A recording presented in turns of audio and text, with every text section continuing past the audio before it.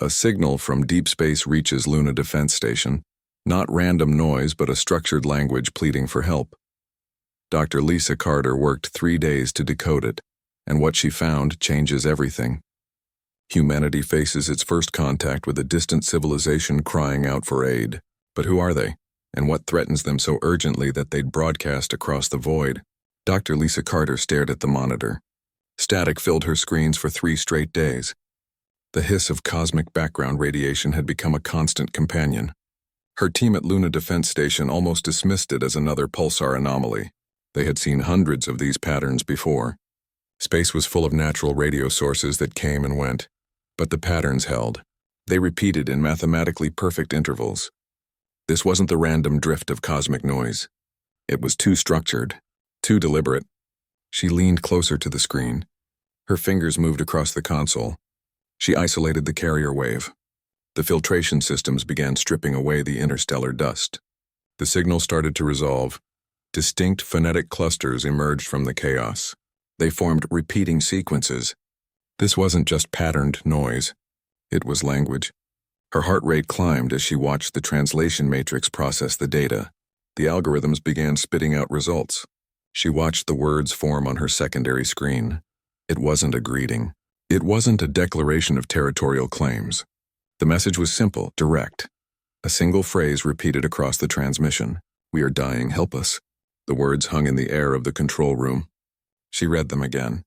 And again, she reached for the comlink. Her hand was steady. She called Commander Morrison. The solar system was being asked for aid. The message played over the secure channel.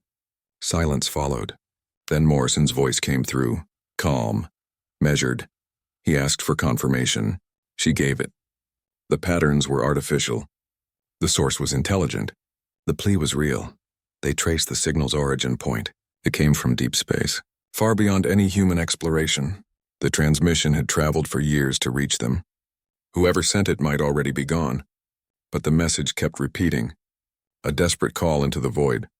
Carter's team began analyzing the signal's properties. The carrier wave showed advanced modulation techniques. The language structure indicated a complex syntax.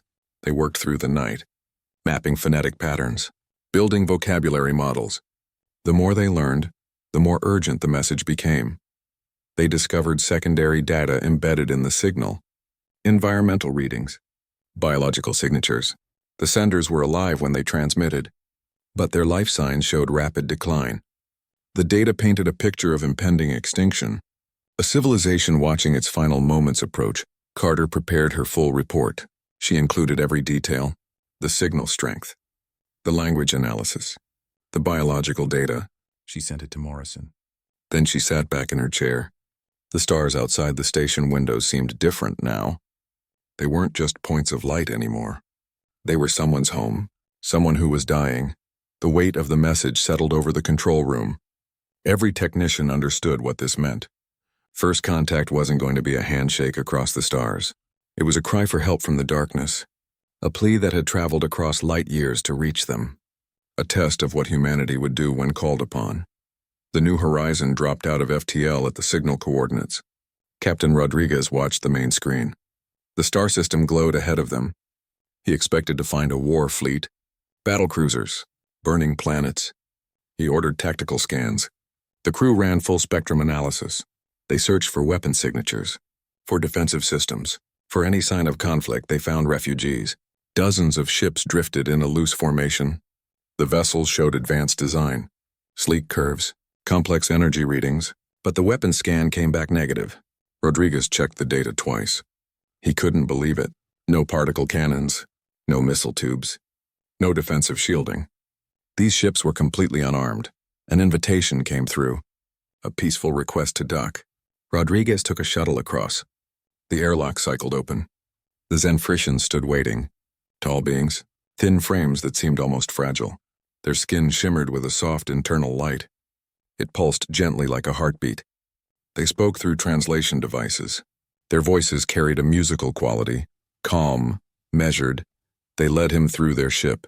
The interior glowed with soft white light. The walls pulsed with energy patterns. They explained their technology. They spoke of energy manipulation, of harmonious frequency alignment. They never mentioned weapons, never discussed conflict. Rodriguez realized they were true pacifists. The concept of violence seemed foreign to them. Dr. Powell's initial reports confirmed this. Their culture valued longevity, peace. They had developed advanced medical science. Energy-based communication. Their society had existed for thousands of years without war. They had no military structures, no defense protocols. Conflict resolution came through dialogue, through mutual understanding. Then they showed him what they were running from. Sensor records from their homeworld, visual logs of their colonies. The images showed a darkness spreading across planets, a consuming force that left nothing behind. It didn't conquer territories. It didn't take prisoners. It harvested everything. Organic matter, minerals, atmosphere. The Zenfricians described how it moved, how it learned, how it adapted. Their energy-based technology proved useless against it. Their pacifist philosophy offered no defense. They watched 12 colonies vanish, billions of lives extinguished, whole ecosystems reduced to barren rock. They weren't just fleeing an enemy. They were fleeing extinction itself. Rodriguez studied the logs. The scale of destruction shocked him. Entire worlds stripped clean. The Zenfrician ships carried the last survivors of their species. They had been traveling for years, sending out their distress call on repeat, hoping someone would hear, someone who might understand how to fight. He returned to the New Horizon. His crew waited for his report. They had analyzed the refugee ships during his absence. The engineering team confirmed the lack of weapons. The medical team had studied the biological data. The Zenfricians were telling the truth. Their physiology showed no adaptations for combat, no aggressive tendencies. Rodriguez sent a full report back to command. He included the sensor logs, the visual records, the biological assessments. He recommended immediate evacuation support. These people needed sanctuary, protection, but he also included a warning. Whatever was hunting them would eventually find them again, and it would keep coming until nothing remained. The New Horizon stood guard as the first transport ships began moving refugees to safer sectors. The scale of what they faced was only beginning to become clear. Admiral Kelly studied the tactical display. He expected to see fleet markers, warship formations, the signature patterns of a spacefaring empire. The Zenfricians had given the threat a name: the Devourers. The word carried a weight that military jargon couldn't capture. His analysts had compiled data from multiple encounters. They studied sensor logs from 12 consumed colonies. The patterns didn't match any known combat doctrine. This wasn't conquest. It was consumption. The Devourers moved as a swarm. They harvested everything in their path. They left behind dead rock and dust. No structures remained. No atmospheres. No life signs. Conventional tactical responses proved useless. The Zenfricians had tried energy-based weapons. The swarm adapted within hours. They attempted gravitational disruption fields. The Devourers learned to redirect the energy. Every defensive measure was analyzed and countered. The adaptation rate surpassed any artificial intelligence humanity had developed. This was a thinking disease, a biological weapon system that evolved in real time. Kelly reviewed the Zenfrician technology assessments. Their energy manipulation capabilities were centuries beyond Earth's science. They could create stable wormholes. They could harvest zero-point energy. Their medical technology could regenerate tissue and reverse aging. None of it mattered against the swarm. Advanced technology meant nothing when your enemy could assimilate it faster than you could deploy it. The Zenfricians had one advantage. Their ships were faster. Their FTL systems operated on principles humanity didn't understand. They could outrun the swarm. They could stay ahead of the consumption wave. But they couldn't turn and fight. Every engagement ended the same way. Initial success followed by rapid adaptation. Then catastrophic losses. Kelly's team ran simulations. They input every known variable about the Devourers. The results were consistent. Standard fleet tactics produced temporary victories. The swarm would lose ships. Then it would learn. Within hours, it would develop counters. It would flank. It would surround. It would use your own weapons against you. The simulations ended with total fleet loss every time. They analyzed the consumption patterns. The Devourers didn't just destroy. They incorporated. They took captured technology and improved it. They absorbed biological matter and used it to create new swarm units. They were part machine, part organism, a hybrid threat that defied categorization. Military analysts struggled to develop countermeasures. Every proposal had the same flaw. It assumed the enemy would follow known rules of engagement. The Zenfretian ambassadors provided their final assessments. They had monitored the swarm's expansion rate. They calculated its progression through the galaxy. The numbers were clear. Given current growth patterns, the Devourers would reach human space within decades, maybe sooner if they encountered advanced technology to assimilate. This wasn't a regional conflict. It was an existential threat to all intelligent life. Kelly presented his findings to Earth Command. He showed them the consumption patterns, the adaptation rates, the technological assessments. He didn't sugarcoat the situation. Standard defense protocols would fail. Traditional warfare would only make the enemy stronger. They faced an opponent that learned faster than they could innovate, an enemy that turned their own advances against them. The briefing room fell silent. Officers studied the data displays. They understood what Kelly was saying. This wasn't about saving another species. This was about survival. The Devourers would keep expanding. They would keep consuming.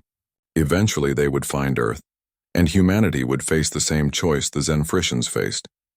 Fight and die or run and watch everything get destroyed behind them. The decision hanging over them now was how much they were willing to risk for strangers, and whether any strategy existed that could stop something that learned from every defeat. The briefing room on Earth was silent. The holographic displays showed the same terrifying data from different angles. Consumption patterns, adaptation rates, projected expansion vectors. The stakes were clear to everyone in the room. President Harrison studied the faces around the table. Military advisors, scientific experts, political strategists. She faced a choice no leader in human history had ever confronted. One option was simple: humanitarian aid. They could evacuate as many Zenfretians as possible, provide sanctuary in secure sectors, use their faster FTL capabilities to stay ahead of the swarm. This approach had precedent. Disaster relief protocols existed for planetary crises. The logistics were manageable. The risk to human lives would be minimal. The other option was unthinkable: commit to a war against an unknown superior foe, engage an enemy that learned from every encounter. That turned their own technology against them. That had already consumed 12 advanced civilizations. This path offered no clear victory conditions, only certain losses and uncertain outcomes. Admiral Kelly argued for defense. He presented modified fleet formations, new tactical doctrines designed around rapid disengagement. He proposed creating a buffer zone between human space and the approaching swarm. Others at the table saw this as suicide. The cost would be immense: ships, trained crews, resources that had taken decades to build. Every engagement would risk Earth's defensive capabilities. The scientific team presented their analysis. The swarm's adaptation rate made conventional warfare useless. Standard weapons would work once, maybe twice. Then the enemy would develop counters. They would use human tactics against them. They would incorporate human technology into their swarm. Every battle would make the enemy stronger. The political advisors warned of domestic consequences. Committing to a war against an unseen alien threat would cause panic. It would require massive resource allocation. It might destabilize Earth's economy. It could trigger social unrest. The public might not support sacrificing human lives for an alien species they'd never met. But the cost of doing nothing was higher. Letting the Devourers continue unchecked meant watching galaxy after galaxy fall. The swarm's progression model showed it would eventually reach human-colonized worlds. By then, it would have absorbed countless advanced technologies. It would be even more powerful, more adaptable, more unstoppable. Then came the proposal from Dr. Powell: not charity, not a rescue mission, a partnership. The Zenfretians possessed energy manipulation technology centuries beyond human science. Humanity possessed combat experience and military infrastructure. Combine the two. Create a hybrid force that could fight smarter, not harder. The concept shifted the entire discussion. This wasn't about sacrificing human resources for strangers. It was about a strategic exchange. Our combat doctrine for their advanced technology. Our willingness to fight for their survival science. The partnership would make both species stronger. It would create capabilities neither could achieve alone. President Harrison listened to the revised proposals. Hybrid ship designs combining human weapons with Zenfrishan energy systems. New tactical approaches using energy manipulation instead of brute force. The potential outcomes change dramatically. They might not win a war of attrition, but they might win a war of innovation. The resolution formed slowly, piece by piece, advisor by advisor. They would combine technologies. They would fight as equal partners. The alliance would be formalized. Resources would be shared. Research would be collaborative. The decision carried enormous risk, but it also offered something no other option provided: a chance. The agreement was signed in a sterile conference room orbiting Earth. Representatives from both species placed their hands on the document scanner. The pact formalized what had already begun in practice: a binding commitment between two civilizations facing extinction. The terms were clear. The division of labor was explicit. Humans would provide the combat experience, the tactical knowledge, the willingness to engage in violence when necessary. Our military commanders would lead the combined fleet operations. Our engineers would design the weapon systems. Our soldiers would form the assault teams.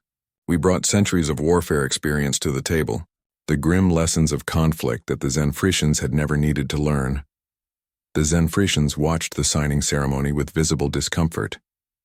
Their slender forms seemed to shrink from the military uniforms around them. They had never held a weapon. Their culture had no concept of violence as a solution. The idea of intentionally harming another being horrified them. Their skin patterns flashed with distress colors during the tactical briefings. They struggled to understand terms like acceptable losses and strategic targets, but they weren't helpless. Their pacifism didn't mean weakness. Their mastery of energy manipulation was profound. They could bend fundamental forces in ways our physicists couldn't explain. They created stable force fields from nothing. They manipulated gravity fields with precise control. Their medical technology could regenerate tissue almost instantly. They understood quantum entanglement well enough to build communication systems that worked across light years. In return for protection, they offered this knowledge freely. No conditions, no limitations. They opened their entire scientific database to human researchers. They shared principles we hadn't discovered yet, concepts that rewrote our understanding of physics. Their engineers worked alongside ours. They explained their energy systems with patience. They demonstrated techniques for harnessing zero-point energy, for creating stable wormholes, for manipulating matter at the quantum level. The division of purpose became clear. They would augment. We would attack. Their technology would enhance our capabilities. Our combat doctrine would direct those enhancements toward defeating the swarm. It wasn't a division of value. Both contributions were equally essential. Either species could succeed alone. The combination created something entirely new, something neither could have achieved separately. This partnership redefined their pacifism. They could maintain their philosophical opposition to violence because we would handle that aspect. They could focus on protection, on healing, on creating rather than destroying. Their energy shields would protect our ships. Their medical technology would save our wounded. Their communication systems would keep our fleets coordinated. They could uphold their values while still contributing to the fight. The bargain was survival, our courage for their wisdom, our willingness to face violence for their knowledge of how to avoid it. The exchange went beyond technology. It became philosophical. We learned that advanced civilizations don't necessarily develop weapons. They might develop better ways to avoid needing them. They showed us that survival sometimes means knowing when not to fight. The pact established joint research facilities, shared command structures, integrated training programs. Human soldiers learned to operate Zenfrishan energy systems. Zenfrishan engineers learned human combat requirements. The cultural exchange was as important as the technological one. We taught them about tactical thinking. They taught us about energy conservation, about sustainable systems, about living in balance with technology. The first hybrid ships began construction almost immediately. Human frames with Zenfrishan energy cores, our weapons married to their power systems. The combination showed promise on paper. The real test would come in combat. Both species watched the construction progress with mixed emotions. Hope warred with fear. Uncertainty battled determination. They had made their choice. Now they would live with the consequences. The research hub on Titan became a crucible of innovation. Human engineers worked beside Zenfrishan energy weavers in pressurized domes.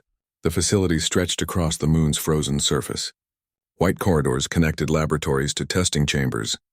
The air hummed with energy fields and machinery. Teams worked around the clock. Sleep cycles were staggered to maintain constant progress.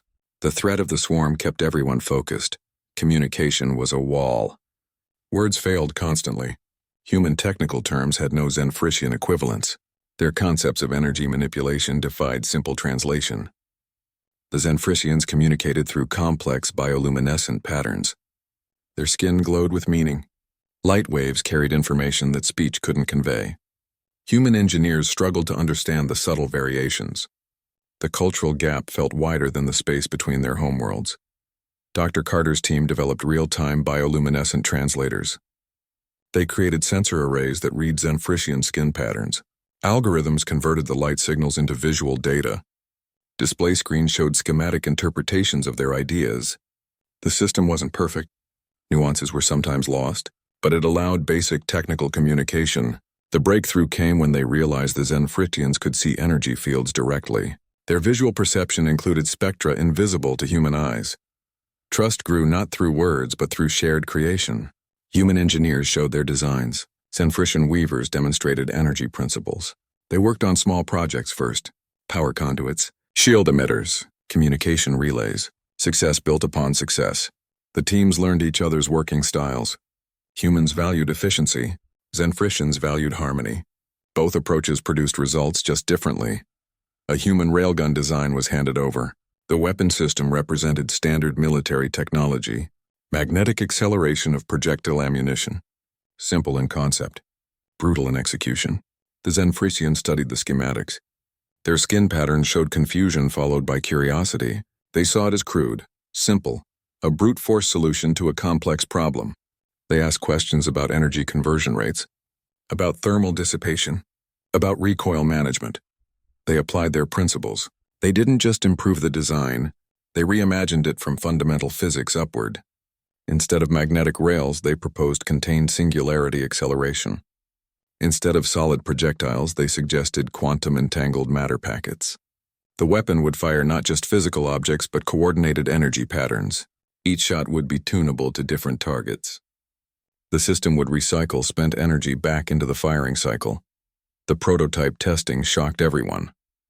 The modified railgun fired with barely perceptible recoil. The projectile left the barrel at velocities sensors could barely track. Impact tests showed unprecedented penetration capabilities. The energy signature was cleaner, more focused. The weapon ran cooler and required less power. It was more accurate over longer distances. The targeting systems integrated seamlessly with Zenfrisian sensor technology. They transformed it. The final design bore little resemblance to the original human concept. It looked more like a Zenfrisian energy sculpture than a weapon. Flowing lines replaced angular components. Soft glows indicated power levels. The interface responded to touch with gentle light patterns. Performance metrics showed a 300% increase in power output. Efficiency improvements were even more dramatic. The weapon consumed less energy while delivering more destructive force. Our weapons became their art. The Zenfrisians approached each design with an artist's sensibility. They sought elegance in function, beauty in operation. They turned brutal implements of war into precision instruments. Every component served multiple purposes. Heat dissipation became structural reinforcement. Energy recycling became auxiliary power generation. The finished products were both deadly and beautiful, terrifying and magnificent. The success changed the development process. Human engineers stopped presenting completed designs. They started bringing concepts and problems. The Zenfrisians would study the underlying physics. They would propose solutions that humans hadn't considered. The collaboration produced technologies neither species could have created alone. The research hub became a true fusion of minds and methods. The work continued as the swarm drew closer. The hybrid fleet dropped out of FTL at the engagement coordinates. Ships formed up in standard human battle formations, arrowhead patterns, diamond configurations, lines of cruisers with escort vessels flanking. The tactical displays showed textbook positioning. Every ship knew its role. Every captain had drilled these maneuvers countless times. They had trained for this moment for months. The Devourer swarm appeared on sensors, a cloud of ships moving as one entity.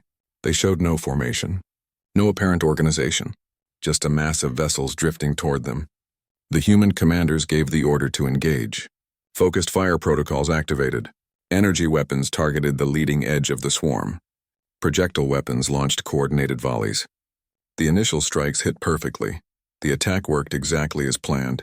Devourer ships vaporized under concentrated fire. The swarm's advance slowed.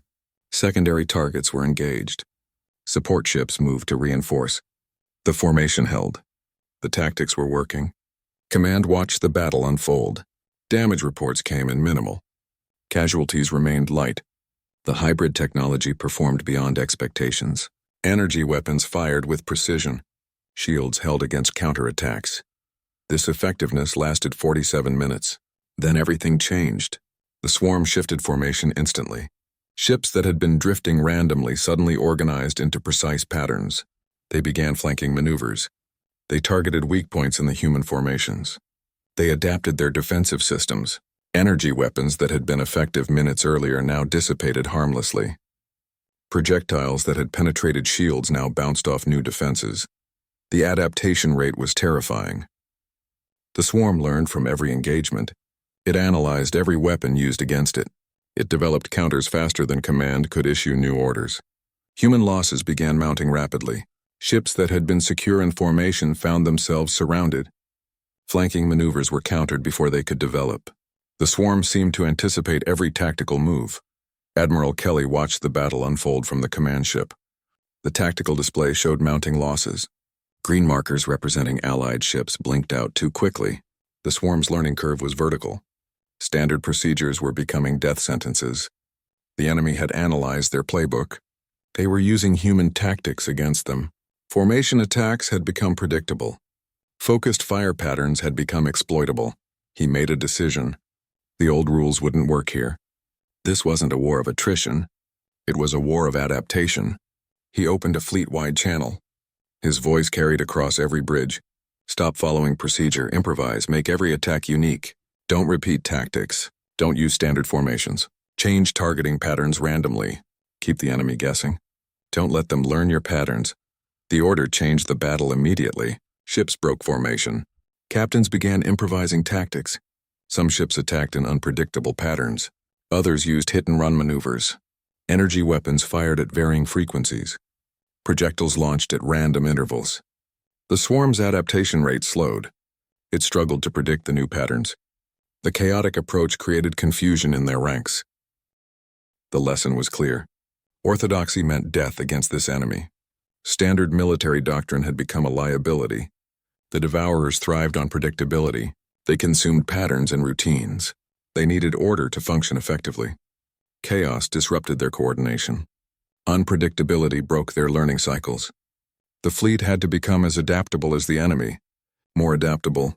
Kelly watched the tactical display stabilize. Losses decreased. The swarm's advance slowed. The improvised tactics were working. Not perfectly. Not without cost. But they were gaining ground. They were learning to fight a new kind of war. A war where the rules changed every minute. A war where survival depended on breaking your own patterns before the enemy could use them against you. The battle continued for hours. The fleet adapted to the new reality. Commanders stopped thinking in terms of standard tactics. They started thinking in terms of disruption, of confusion, of keeping the enemy off balance. Every ship developed its own fighting style. Every captain learned to read the swarm's patterns and break them. The engagement became a chaotic dance of adaptation and counter-adaptation. Captain Rodriguez studied the tactical display. The Devourer swarm filled the screen. A formation of 3,000 ships moved as a single entity. Their patterns shifted constantly. Defensive screens flared and faded. Weapon systems glowed with contained energy. The sight was both terrifying and mesmerizing. They needed a breakthrough. They needed to understand what they were fighting. That required getting close. Closer than anyone had ever gotten before. The plan was simple on paper. A suicide run into the heart of the enemy. A strike team would penetrate the swarm's outer layers. They would target a specific ship type, one that showed unique energy signatures. They would disable it temporarily, extract a sample of its technology, then retreat before the swarm adapted. The mission parameters were clear. Get in, get a sample. Get out. The odds of success were terrible. The reward was everything. Rodriguez volunteered to lead the mission. He chose a small, fast ship. The swift return had been modified with Zenfriscian energy systems. Its shields were stronger than any human vessel. Its engines could accelerate faster. The crew was handpicked, veterans of previous engagements. People who understood improvisation. They knew the risks. They understood the importance of the mission. They approached the swarm at maximum speed. Sensors showed the Devourer ships reacting almost immediately. The formation shifted to intercept. Weapons fire began lighting up the void around them. Rodriguez pushed the ship through evasive maneuvers. The inertial dampeners struggled to compensate. The crew held onto their stations. The ship weaved through the chaotic swarm. They avoided collisions by meters sometimes. Target acquisition was the hardest part. They needed a specific ship type, one with the right energy signature. The sensors scanned constantly. The swarm moved around them like living fluid. Ships closed in from all directions. Weapons fire scored hits on their shields. The Zenfriscian systems held, but the energy drain was significant. They couldn't stay in the swarm forever. They found their target. A larger vessel with pulsing energy patterns. It looked different from the others. More complex. More advanced. Rodriguez brought the ship in close. Their weapons targeted specific systems they needed to disable without destroying. The firing solutions were precise. The weapons officer took the shots. Energy beams struck the target ship. Its systems flickered. For a moment it was vulnerable. The boarding team launched. They used magnetic grapples to attach to the alien hull. Their suits were sealed against vacuum and unknown contaminants. Cutting tools began working on the ship's outer plating. The swarm reacted to the intrusion. More ships converged on their position. The swift return provided covering fire. Its weapons targeted incoming threats. The space around them became a web of energy exchanges. Inside the target ship, the team worked quickly. The interior was unlike anything they had seen. Organic and mechanical components intertwined. Energy flowed through crystalline structures. They took samples of everything they could. Hull plating, circuit analogs, energy conduits. They sealed the samples in containment units. The entire operation took less than 5 minutes. Every second felt like an hour. The retreat was the most dangerous part. The swarm had fully adapted to their presence. Ships moved to block their escape path. Weapons fire intensified. The swift return took several direct hits. Shield levels dropped critically. Rodriguez pushed the engines beyond safety limits. They burst through the outer layer of the swarm. Behind them, the boarding team's shuttle followed closely. It trailed atmosphere from a hull breach. They made it back to friendly lines. Barely. The swift return was heavily damaged. Systems were failing across the ship. The boarding shuttle was in worse condition. It barely made it into the hangar before losing power. Medical teams rushed to assist the wounded. The containment units were transferred to a science vessel immediately. They had paid a high price for their prize, but they had brought back hope. A chance to understand the enemy, a possibility of finding a weakness. The samples were rushed to the research labs on Titan. The real work was just beginning. The sample containers arrived under heavy guard. Security teams cleared the corridors of Titan's main research facility. Dr. Powell watched the transfer process through reinforced observation glass. Her team had been preparing for this moment. They had converted 3 laboratories into isolated clean rooms. The samples were moved through multiple decontamination fields. Finally, they reached the primary examination chamber. Powell's team worked around the clock. They operated in rotating shifts. The laboratories never went quiet. Scientists studied the samples through every available instrument. The initial scans revealed confusing data. The material wasn't just machinery. It showed biological components integrated with technological systems. The boundaries between organic and synthetic were blurred.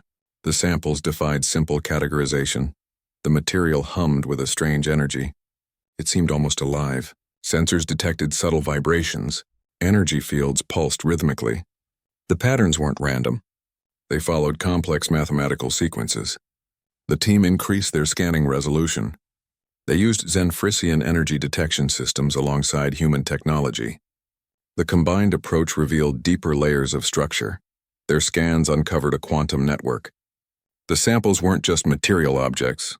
They were nodes in a vast communication system. Each piece contained quantum entanglement links.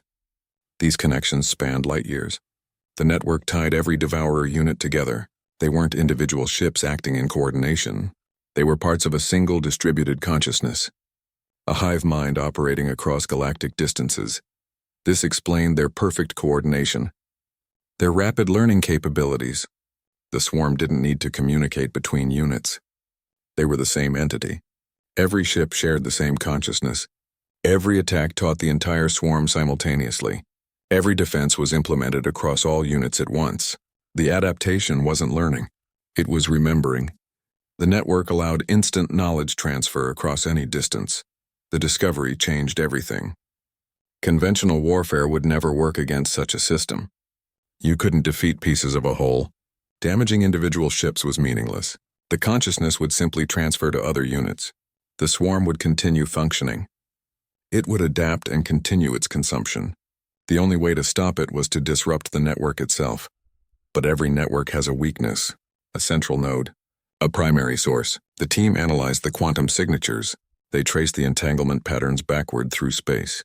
The connections all pointed toward a single origin point, a location deep in space, the primary hive world, the source of the consciousness, the place where the network began. Finding it required precise calculations. The team used Zenfrisian quantum mapping technology. They combined it with human navigation systems. The process took days. The calculations were complex. The network shifted constantly. Connections formed and dissolved. Patterns changed. But beneath the chaos, a constant remained, a fixed point that everything connected to. They identified the primary hive world. Its location was remote, heavily defended, the center of the swarm's consciousness, the source of the coordination. The team prepared their findings for command. They included detailed analysis of the network structure, maps of the quantum connections, projections of the hive world's defenses. The resolution became clear. They needed to attack the source, not the symptoms. Disrupt the central node. Break the network connection. Without the hive mind, the swarm would become disconnected units.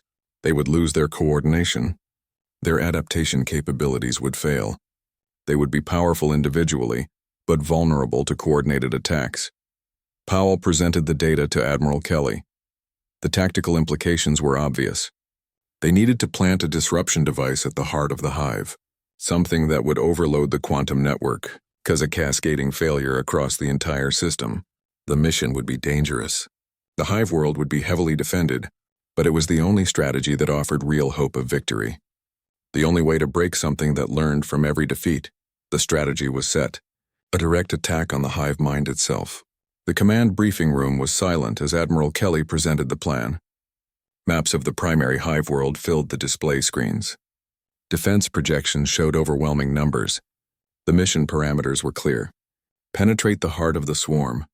Reach the central node. Deploy the disruption device. The chances of success were minimal. The chances of survival were even lower. Commander Morrison volunteered to lead the strike force.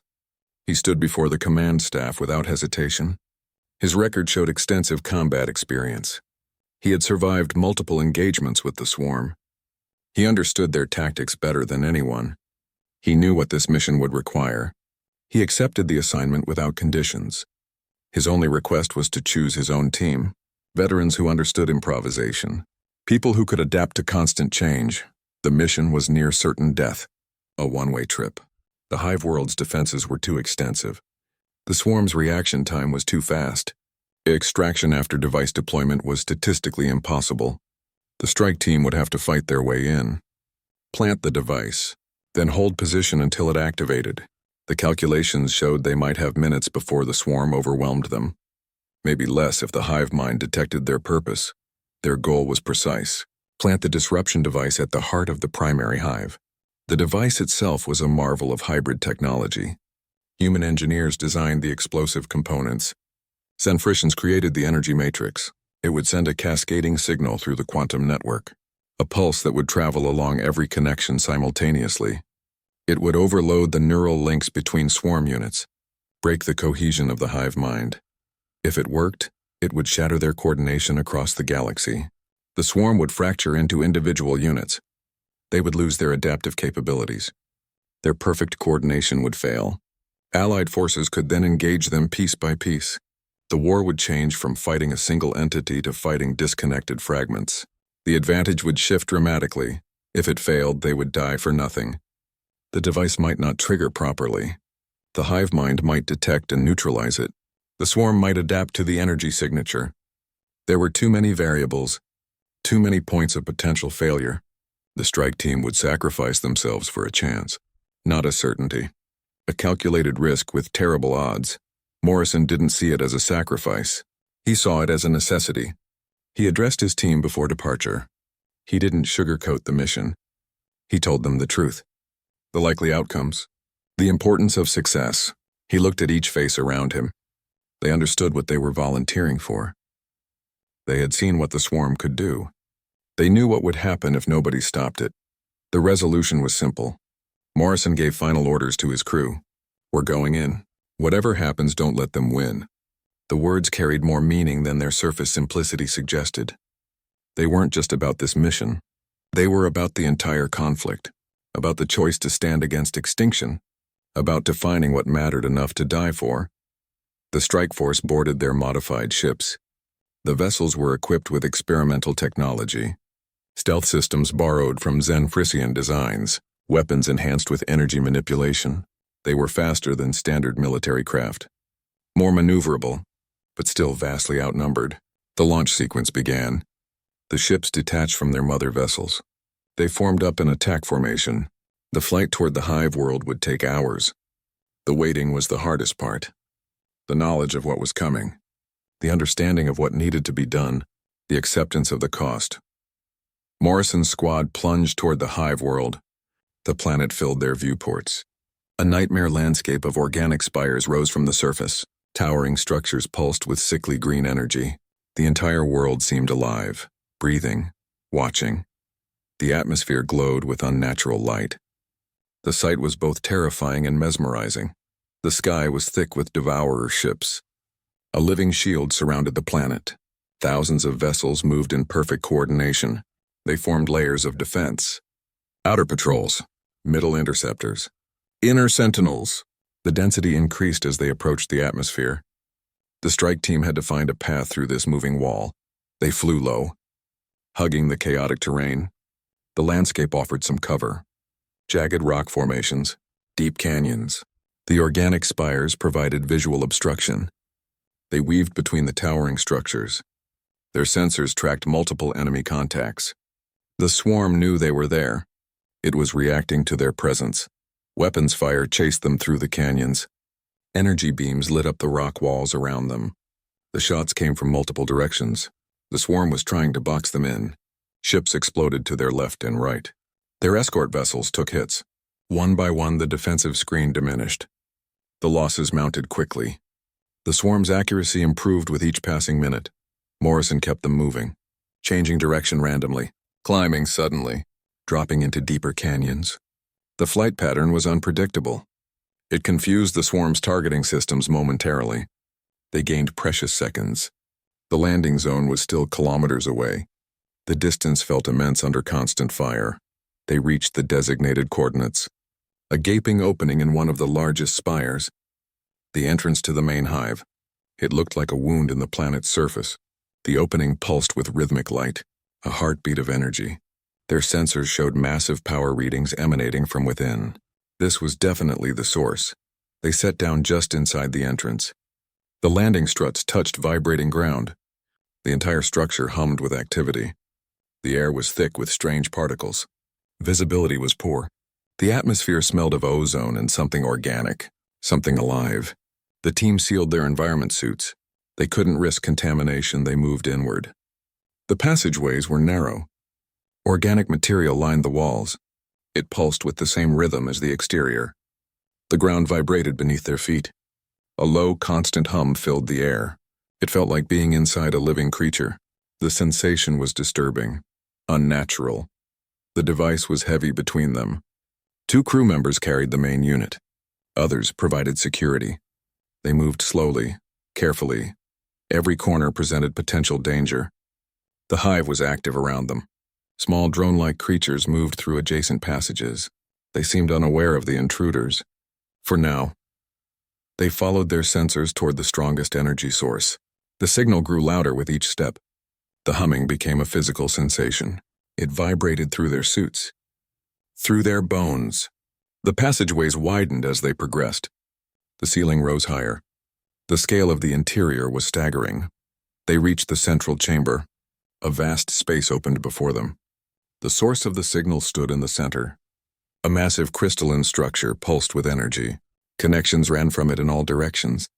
It was clearly the neural core, the heart of the hive mind. The team set up defensive positions. They covered all approaches. The device was activated. Its own energy signature began building. Lights cycled through readiness sequences. The team placed it against the base of the crystalline structure. Magnetic clamps secured it in position. The final arming sequence began. Countdown timers appeared on their displays. The mission was almost complete. Now they had to protect the device until it activated. The swarm would throw everything at them to stop it. The real fight was just beginning.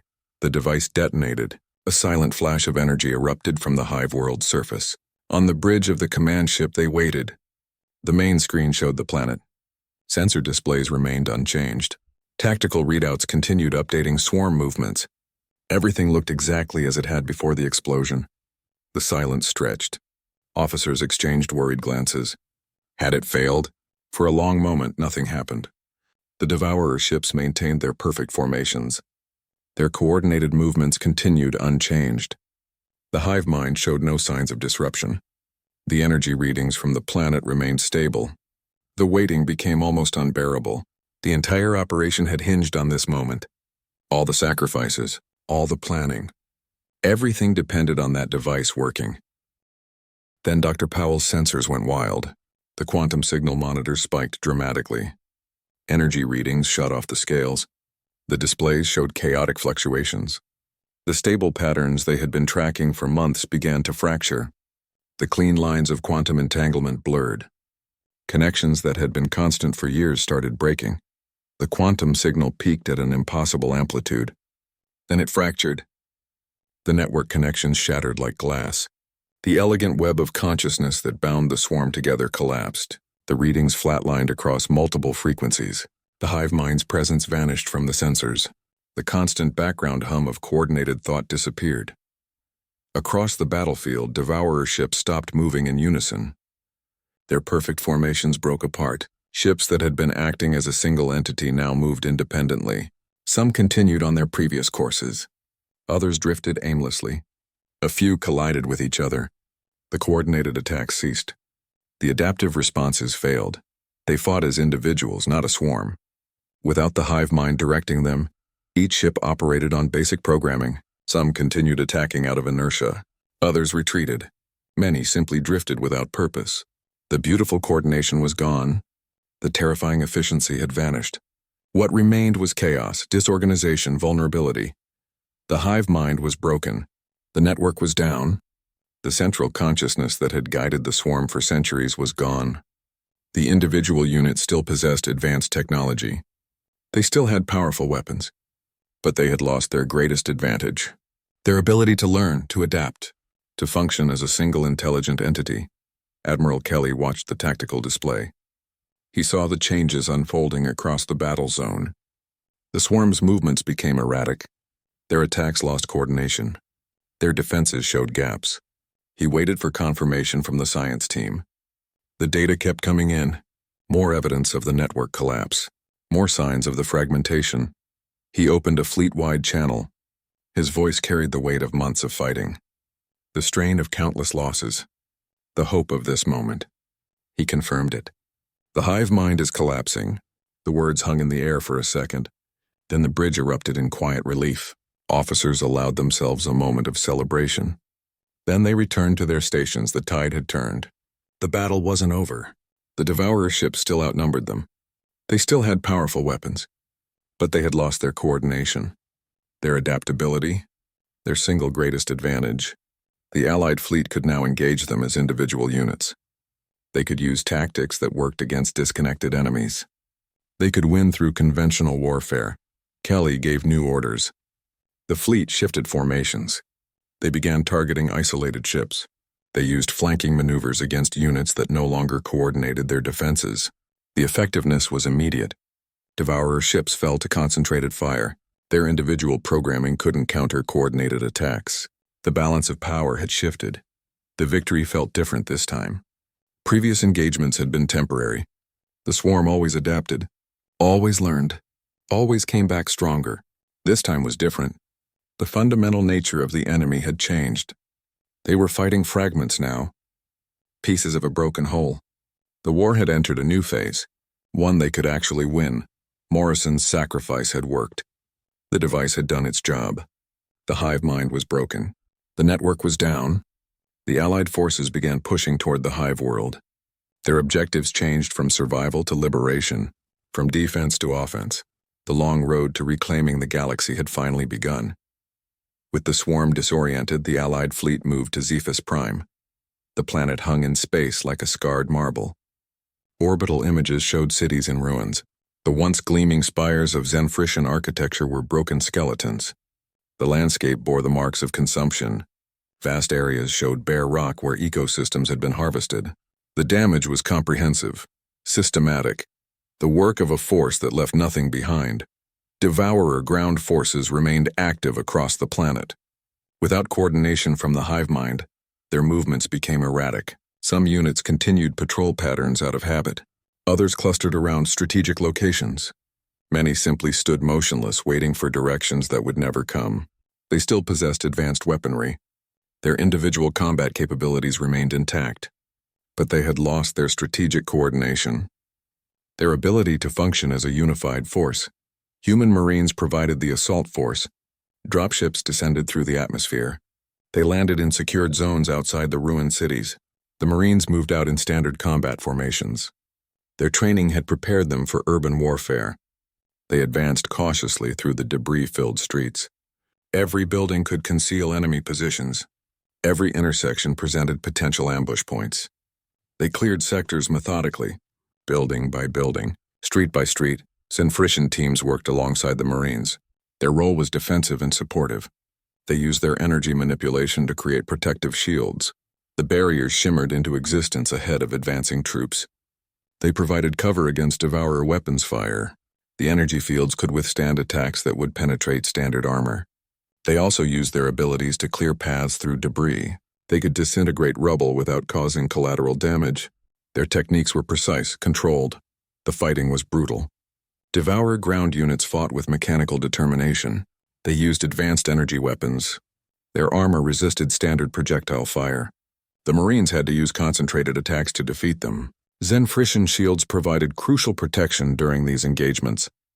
The collaboration between species became seamless through practice. Human soldiers learned to anticipate energy barrier placements. Zenfricians learned to read combat patterns. They fought through the capital city first, the place where the Zenfrician government had once convened. Now it was a ghost town filled with automated defenses. Progress was measured in meters sometimes. The cost was high. Marine casualties mounted despite the protective measures. Devourer units fought to the last without retreating.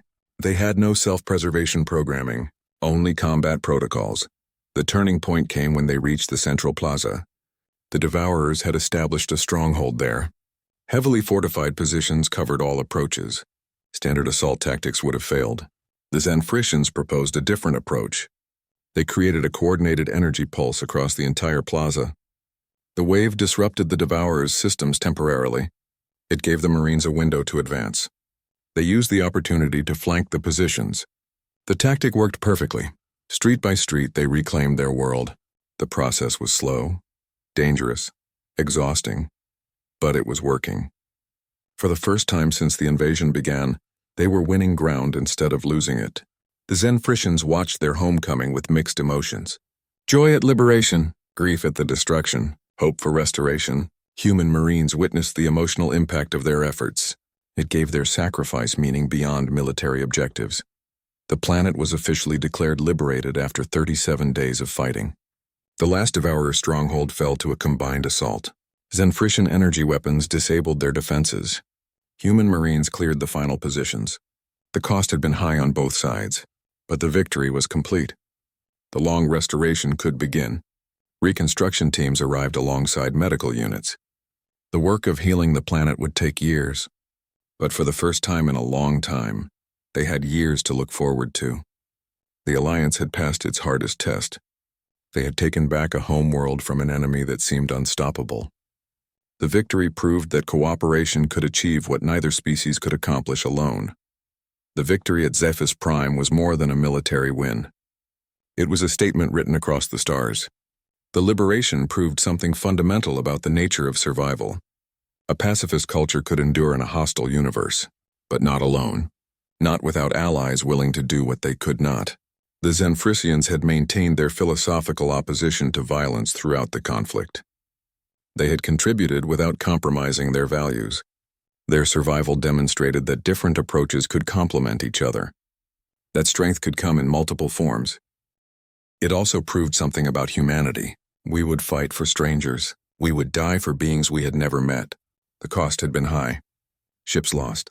Lives sacrificed. Resources expended. All for a species that had nothing material to offer in return initially. The decision to help had been made without guarantee of success, without promise of reward. It was a choice based on principle rather than calculation. That choice resonated across nearby star systems. Word spread through established communication networks. Species that had watched the conflict from afar took notice. They had seen the Devourers consume world after world. They had assumed resistance was futile. The victory at Zephyr Prime changed that perception. It showed that cooperation could achieve what isolation could not. It presented a new model for galactic relations. Not dominance, not isolation, partnership. A meeting was called. Dozens of species attended. Representatives arrived in varied ships. Different physiologies. Different cultures. Different levels of technological development. They gathered in neutral space. A station built for multi-species interaction. The agenda was simple. Discussion of mutual defense, sharing of threat intelligence, creation of a framework for cooperation. The proposal emerged from early discussions, a permanent alliance for mutual protection, not a centralized government, not a military bloc, a cooperative defense pact. Members would retain full autonomy. They would contribute according to their capabilities. Some would provide technology, others would offer resources. A few would contribute military forces. The structure would be flexible, adaptable to different threats. The Galactic Protection Alliance was founded. The signing ceremony involved multiple translation systems. The agreement specified mutual defense obligations, intelligence sharing protocols, joint research initiatives. The core principle was clear: peace through shared strength, security through cooperation. The alliance would not seek conflict. It would prepare for it. It would ensure that no member species faced extinction alone. The founding members represented diverse philosophies. Some were advanced technological civilizations, others were newly spacefaring species. They shared one common understanding. The universe contained threats that could not be faced alone. The Devourers were not the only danger. Other swarms existed. Other existential threats moved through the darkness. The Alliance provided a framework for response. The victory at Zephyr Prime became the founding myth of the new alliance. It proved that cooperation could defeat overwhelming odds. It showed that different species could work together effectively. The story spread through member worlds. It became part of their cultural narratives, a tale of hope in a dangerous universe. A demonstration that isolation was not the only answer to threat. The Alliance established its headquarters on a neutral world. Joint command structures were created. Training facilities opened for multi-species operations. Research centers began working on integrated technologies. The work was slow. Cultural differences created challenges. Language barriers persisted. But the commitment remained strong. The memory of what they had faced together forged bonds that treaties alone could not create. The resolution was clear. The galaxy had a new model for survival. Not every species needed to become warriors. Not every civilization needed to build weapons. They could specialize. They could contribute their unique strengths. They could protect each other through shared capability. The alliance was not perfect. It was a work in progress, but it was a start, a beginning of something that might change the fate of countless worlds. A year later, Titan's research hub was the heart of a new era. The facility had expanded across the moon's surface. New domes connected to existing structures. The corridors buzzed with activity from multiple species. Scientists from different worlds worked side by side. The air hummed with energy fields and overlapping conversations. The place felt alive with possibility. Progress was visible everywhere you looked. The hybrid energy matrix was now standard on all Alliance ships. The technology had been refined through continuous testing. It combined human durability with Zenfrisian efficiency. Ships ran quieter, faster. Their weapons hit harder with less energy consumption. The matrix became the foundation for all new designs. Older vessels underwent refits to incorporate the technology. The upgrade programs ran around the clock across multiple shipyards. The lessons of the war were codified into new doctrines. Military academies updated their curricula. Tactical simulations incorporated swarm behavior patterns. The core principles were clear and consistent across all training. Attack the node. Disrupt the network. Fight smarter, not harder. These concepts applied to both space combat and ground operations. Officers learned to identify coordination points, to target command structures, to break enemy cohesion before engaging directly. Dr. Carter's translation technology allowed a dozen species to speak as one. The systems had evolved beyond simple language conversion. They now interpreted cultural contexts. They explained conceptual differences. The devices used advanced algorithms to bridge communication gaps. Meetings that once required multiple translators now proceeded smoothly. The technology became standard on all Alliance vessels and stations. It was installed in every command center and research facility. Dr. Powell's energy insights revolutionized medicine and engineering. Her work with Zenfrisian principles led to breakthroughs in multiple fields. Medical bays could now regenerate tissue using directed energy patterns. Engineering teams could repair hull breaches with energy containment fields. The application spread beyond military use. Civilian sectors adopted the technology for infrastructure and transportation. The benefits reached everyday life across member worlds. The galaxy was safer but not safe. New threats would always emerge. Intelligence reports tracked multiple potential dangers: rogue swarms, hostile empires, unknown phenomena. The Alliance maintained constant vigilance. Patrol routes covered key sectors. Early warning systems monitored border regions. The work of protection never stopped. The memory of the Devourers kept everyone focused. Complacency was not an option, but now no species would face them alone. The Alliance guarantee was clear and binding. An attack on one member was an attack on all. Response protocols were established and tested regularly. Joint exercises involved multiple fleets from different species. The cooperation extended beyond military matters. Economic partnerships developed. Cultural exchanges flourished. The bonds between members strengthened over time. Trust built through shared experience. The legacy wasn't just survival. It was unity. The Alliance proved that different species could work together effectively. They could combine their strengths and mitigate their weaknesses. The whole became greater than the sum of its parts. This unity changed how species viewed each other. It created a new paradigm for galactic relations. Cooperation replaced suspicion.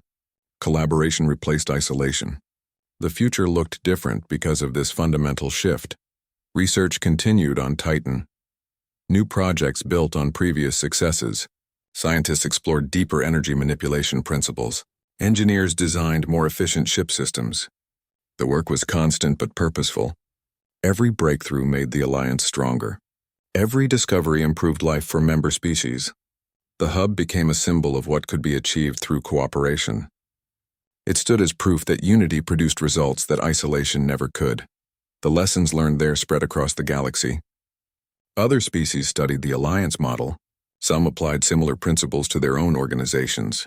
The approach influenced everything from governance to education. The impact extended beyond immediate military applications. It changed how civilizations thought about their place in the universe. It offered an alternative to fear and isolation, a path forward based on mutual support and shared responsibility. The work was far from finished. New challenges would require new solutions. The universe remained vast and unpredictable. But the foundation was now solid. The framework was tested and proven. The Alliance had survived its first major test. It had emerged stronger and more united. The legacy of those early decisions would shape galactic history for generations. The choice to help strangers had created something enduring, Something that would protect countless worlds from whatever came next. Look back at that first signal. That raw plea for help cutting through the void. We could have turned away. The decision was ours to make. We could have reasoned it wasn't our problem. The signal came from deep space. From strangers. From a conflict we didn't understand. The logical choice was clear. Preserve our resources. Protect our own. Keep our heads down and hope the threat passed us by. The cost of intervention was unknowable and terrifying. Our military advisors presented the risks. We would be committing to a war against an unknown enemy. We would be sacrificing ships and lives for people we'd never met. The economic impact would be massive. Social stability might fracture. The projections showed probable failure. Possible extinction. The numbers said no. The calculations said turn back, but that isn't who we are. When we hear a cry for help, we answer. It's written in our history. In our bones. We see someone in trouble and we move toward them. We don't calculate the odds first. We don't check for rewards. We see need and we respond. That instinct has cost us before. It will cost us again. But we never learn to stop answering. We don't do it for reward. We do it because it's right. The Zenfricians had nothing to offer initially. Their ships carried refugees, not treasure. Their technology was unknown to us. Their survival offered no tactical advantage. The decision was made on principle alone, on the simple idea that helping others matters, that some values are worth protecting even when it's hard. Even when it's dangerous, our ingenuity answered the call. Scientists worked around the clock. Engineers redesigned systems on the fly. We took alien technology we didn't understand and made it work with our own. We solved problems that had no precedent. We invented solutions that shouldn't have been possible. That creative spark is what we bring to the universe. That ability to look at impossibility and see opportunity. Our courage forged the path forward. Soldiers boarded ships knowing they might not return. Pilots flew into swarms that outnumbered them thousands to one. Commanders made decisions that would cost lives. They did it because someone needed help. Because turning away would have cost more in the end. That courage isn't absence of fear. It's action despite fear. It's moving forward when every instinct says retreat. Our willingness to sacrifice defined the mission. People gave their lives for strangers. They died light years from home. They never met the beings they were protecting. They never saw the results of their actions. They made the ultimate sacrifice because it was necessary, because someone had to stand between the darkness and the light. That willingness to give everything is our greatest strength. We gave those things freely to a species we had never met. No conditions. No promises. No guarantees. We offered our best because it was needed. We shared our technology. We shared our lives. We opened our systems to beings completely unlike ourselves. We trusted that cooperation would create something stronger than isolation. That unity would prove more powerful than division. In the end, that choice to help strangers defined our place in the cosmos. It showed who we are when tested. It revealed our character under pressure. We could have been just another species hiding in the darkness. Instead, we became architects of something new. Builders of bridges across the stars. The decision to answer that signal changed everything. It proved that in a universe of cold equations, compassion still matters. That sometimes the logical choice isn't the right one. That our greatest strength isn't our technology or our weapons. It's our refusal to abandon others to the darkness. The saga closes on a view of Zephyr Prime now restored. The planet turns slowly against the star-filled blackness. Lights glow in cities that were once dark. The patterns form constellations of civilization where only ruins remained a year before. The glow is softer than before the invasion. More varied. A blend of human industrial lighting and Zenfrician energy patterns. The contrast creates a unique aesthetic.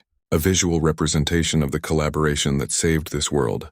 The scars of the devourers remain, but life has returned. Some buildings still show structural damage. Certain regions bear the marks of consumption. The recovery is not complete. It may never be completely finished, but the atmosphere supports breathing again. The soil has been reseeded.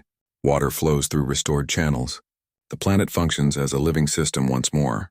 The damage serves as a reminder, a lesson in what was almost lost. Human and Zenfrician children play together in the parks. They chase each other across grass that was bare rock months ago. Their games combine elements from both cultures. They communicate through a mix of speech and light patterns. The translators they wear handle the simple conversations of play effortlessly. They don't see each other as different species. They see playmates, friends, this is their normal. They have never known a galaxy where their peoples weren't allied. Ships of the Galactic Protection Alliance patrol the void. Their silhouettes move against the starfield. The designs show clear hybrid origins, human angular shapes combined with Zenfrician flowing lines. Their engine signatures blend technologies. The effect is both familiar and alien. They move in coordinated patterns. Their patrol routes cover key approaches to the system. They watch for threats. They maintain the peace that was so hard won. They are a hybrid fleet, a symbol of what can be built together. Each ship represents thousands of hours of collaborative work. Human engineers and Zenfrician weavers created these vessels. They combine the best of both approaches. Human durability meets Zenfrician efficiency. The result is something neither could have achieved alone. The fleet demonstrates the power of cooperation. It stands as proof that unity creates strength. The galaxy is still vast and often hostile. Unknown regions remain unexplored. Other threats exist beyond the mapped sectors. The Devourers were not the only danger in the darkness. New intelligence reports suggest other swarms, other empires, other forces that might challenge the growing alliance. The work of protection never ends. Vigilance remains essential. Complacency would be the greatest threat of all. But it is no longer a place of isolation. The communication networks buzz with activity. Ships travel between member worlds regularly. Cultural exchanges happen constantly. Scientists share discoveries across light years. The silence that once defined deep space has been broken. The emptiness between stars now contains conversation, cooperation, the shared work of building something better. It is a place of alliance. The pact signed after Zephyr Prime has grown. More species have joined. More worlds have added their strengths to the collective. The framework has proven adaptable. It handles differences in technology, variations in biology, divergences in culture. The core principle remains unchanged: mutual protection through shared capability, unity through diversity, ready for whatever comes next. The Alliance maintains its vigilance, its ships patrol, its scientist research, its soldiers train. The memory of the Devourers informs every preparation. The lessons of that conflict shape every decision. They know other challenges will emerge. Other threats will test them. But they face the future together. As partners, as allies, as a unified front against the darkness. The galaxy remains vast and unknown, but it is no longer empty. It is filled with the light of cooperation, the promise of shared tomorrows. The story that began with a single signal became a testament to collective courage across species. It proves that in a hostile and indifferent universe, our greatest weapon has always been each other. The willingness to stand together against the darkness defines our place among the stars. That choice to answer a stranger's cry for help reshaped the fate of galaxies. It built something stronger than fear or isolation. Remember that truth the next time you find yourself looking up at the silent, star-filled sky. The void is less empty when we face it together.